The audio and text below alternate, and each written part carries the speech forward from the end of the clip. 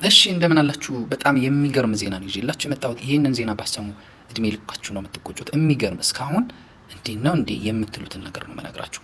ባለፈው ስለ ብርሃኑ ነጋ ስነግራችሁ ኤርትራ ሄዶ ከኤርትራ ጋር አሊያንስ ሲፈጠር ያኔ ማለት ነው የገበረው ነገር ነበረ። የገበረው ስል ከፖለቲካ አንጻር ተቃዋሚ የሚባለውን ትርክት፣ ተቃዋሚ የሚባለውን ትርጉም፣ ተቃዋሚ የሚባለውን ትጥቅ አሳልፎ ለኤርትራ ነው የሰጠው። ይህን ምንም መጠራጠር አያስፈልግም። ተቃዋሚ የሚለው ቃል ከየት ነው የመጣው? ተቃዋሚ ምን ማለት ነበር የሚለውን ነገር ታሪኩን እንፈልግ። ከየት ነው ተቃዋሚ የሚለው ቃል ለመጀመሪያ ጊዜ የተጠቀመው? መለስ ዜናዊ ነው። መለስ ዜናዊ ይህንን ቃል ሲጠቀም የአዲስ አበባ ዩኒቨርሲቲ ተማሪዎችን ነው ለመጥቀስ የተጠቀመው።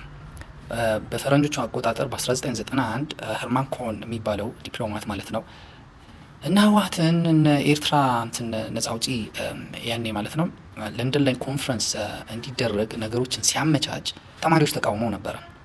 ተቃውመው ነበር ማለት ሄርማን ኮሆን እያደረገ ያለው ኤርትራን የማስገንጠል ስራ ነው፣ እያመቻቸ ያለው ኤርትራ እንድትገነጠል ነው የሚል ነበር። ያን ተቃውሞ ነው እና ተቃዋሚ የሚል ነገር ይዞ የመጣው ምን ማለት ነው? ያ ተቃውሞ መሰረቱ ቻርተሩ ላይ ራስን የኢትዮጵያ ብሔር ብሔረሰቦች የራሳቸውን እድል በራሳቸው የመወሰን እስከ መገንጠል የሚለውን አይዲያ ነበር የተቃወሙት። ያን ኤርትራን የሚያስገነጥል ነው፣ ሄርማን ኮሆን ደግሞ ይህንን የሚያመቻች ነው በሚል ማለት ነው። ህገ መንግስት ከሆነ በኋላ አንቀጽ 39 ሆኖ የተቀመጠው ማለት ነው። ከዛም በ93 ላይ የተባበሩት መንግስታት ዋና ጸሐፊ ወደ ኢትዮጵያ ሲመጡ ተቃውሞ አድርጓል። የግብፃዊ ጴጥሮስ ፕሮስጋል የሚባለው ማለት ነው። ለምንድን ነው የተቃወሙት?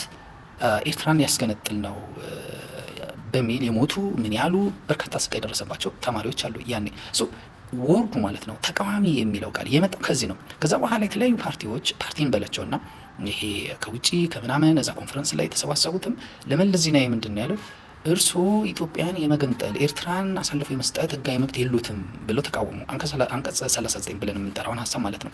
ተቃዋሚ የሚለው ቃል የመጣው ከዛ ነው። ተቃዋሚ የሚለው ኤርትራ አትገነጠልም ከሚል መነሻ ነው የመጣው ውልደቱ እንጂ ተቃዋሚ ማለት የመንግስትን ፕሮጀክት መቃወም፣ የመንግስትን አሰራር መቃወም፣ የመንግስትን ፖሊሲ መቃወም አይደለም። መነሻው ይሄ ነው ማወቅ ያለብን ማለት ነው። ታሪኩን በደንብ ካየ ነው ማለት ነው። ይሄ ሀሳብ ኤርትራ አልተገነጠለችም፣ ኤርትራ አሁንም የኢትዮጵያ አካል ናት፣ እናስመልሳታለን። ሀሳብን ማስመለስ የሚል ቃል ነበር። ሀሳብን ማስመለስ ምን የመሳሰሉ ነገሮች እየተባለ እስከ 1997 ምርጫ ድረስ ነበረ። ብርሃኑ ነጋም በቀስቀሳው ላይ ተጠቅሞበታል። ቪዲዮዎቹን ማየት ትችላላችሁ። አብዛኞቹ ተጠቅሞበታል። የሚጠቀሙት የባንዲራ አይነት ማወቅ እንችላለን። የሚጠቀሙት ባንዲራ ምን አይነት ነበር? የደርግ ባንዲራ ነበር። የሚወክለውን ያን የነበረውን ግዛት ነበረ። ሙሉ ግዛቱ ኤርትራ ሳትገነጠል ይጠቀም የነበረው የኤርትራ ያለችበትን ኢትዮጵያ ሙሉ ካርታዋን ነበር የሚወክለው። ያኔ ነበር ኤርትራ አልተገነጠለችም እናስመልሳለን የሚል ነበረ። አንድ መለስ ማስገንጠል አይችልም፣ መብት የለውም፣ የሆነ ጊዜ ትመለሳለች የሚል ቴሪቶሪያል ክሌም ነበረው። ያ ሙቭመንት ማለት ነው ያኔ የነበረው ተቃዋሚ የሚለው ብርሃኑ ነጋ ኤርትራ ከገባ በኋላ ይህንን ቃል ነው፣ ይህንን ትርጉም፣ ይህንን ህዝባዊ ስሜትን ሳይኮሎጂን ነው አሳልፎ ለኤርትራ የሰጠው። ከዛ በኋላ እዛ ከገባ በኋላ እንግዲህ ግንቦት ሰባት ምንም የሚባል ያኔ ይጠቀም የነበረው ማፕ ማየት ነው። ማፑ የተቆረጠች ኢትዮጵያ በቃ ተቃዋሚ የሚለው ሙሉ ካርታውን አውጥቶ የተቆረጠ ተቃዋሚ የሚለው አረንጓዴ ቢጫ ቀይ ሆነ የደርግ ባንዲራ በተቆረጠ ማፕ የኢትዮጵያ ካርታ በተቆረጠ ነገር አሰብ የሌለበት ምን የሌለበት አደረገው ማለት ነው። ይሄ ግንቦት ሰባት ነው ያኔ ብርሃኑ ነጋ ማለት ነው። አሁን ብርሃኑ ነጋ ይሄ ያጠፋ ምን አይደለም፣ እንደሱ አይደለም እያልኩ ያለሁት። ተሳስቶም ሊሆን ይችላል ዋቴቨር፣ ግን ገብሯል። ይሄን አሊያንስ ሲፈጥር አንተ ይሄ ስጣን እኛ ይህን እንሰጣለን። እዛ የትግል ሜዳ ሲሰጠው ይሄንን የተቃውሞ ሙቭመንትን ተቃዋሚ ተብለው የተቀመጡ ተቃዋሚ ይባሉ የነበሩትና ያነሱ የነበረውን ቴሪቶሪያል ክሌም ሙሉ ለሙሉ ለኤርትራ አሳልፎ ነው እየሰጠው ማለት ነው። ከዛ በኋላ ተቃዋሚ ማለት ኢንተርናል ሆነ። በቃ ኢንተርናል ማለት የአባይ ግድብን መቃወም፣ የምን ጉዳይ መቃወም ኤርትራን አይደለም። ተቃዋሚ የሚባለው ውስጣዊ የመንግስት ፕሮጀክቶችን መቃወም፣ የመንግስት ፖሊሲዎችን መቃወም፣ የምናምን መቃወም እንደዚህ አይነት ነገር ሆነ። ኦፍኮርስ የብሔር ብሔረሰብ ጉዳይ የምናምን የሚለው ነገር ከአንቀጽ 39 ጋር የተያዘ ነው መጀመሪያ ከኤርትራ ጋር። ሞር ኦፍ ግን የግንቦት ሰባት ያኔ የነበረው እንቅስቃሴው ውስጣዊ ያደረገው ኤርትራን ነጥሎ ወጣት ሌላ ሀገር ሙሉ ለሙሉ ያን ተቃዋሚ የሚባለው በተለይ ብርሃኑ ነጋ የ97 በጣም አይከን የሚባል ሰው ስለነበረ ሁሉ ነገር ይዞ ይወጣ ይሄ ቅንጅት ምናምን ተብሎ ይጠራ የነበረውን የሱ ወራሽ ተደርጎ ይቆጠር ስለነበረ የተቃዋሚ ምስል፣ የተቃዋሚ ቃል፣ የተቃዋሚ ትርጉም የሚለው ነገር በሙሉ ኤርትራን ያገለለ ያወጣና ኢትዮጵያን የቆረጠ እንዲሆን አደረገው ማለት ነው። ኢትዮጵያን የቆረጠ ሲባል እሱ ብቻ አይደለም፣ የአልጀርስ ስምምነትንም የተቀበለ አይነት ነው የሆነው። ይሄ የሆነበት ነገር አሁን በግልጽ ማሳየት እችላለሁ። ትላንትና ግርማ ሰይፉ በኢትዮጵያ ፕሬስ ድርጅት ላይ የሰጠውን ነገር ሀሳብ ምን ይላል?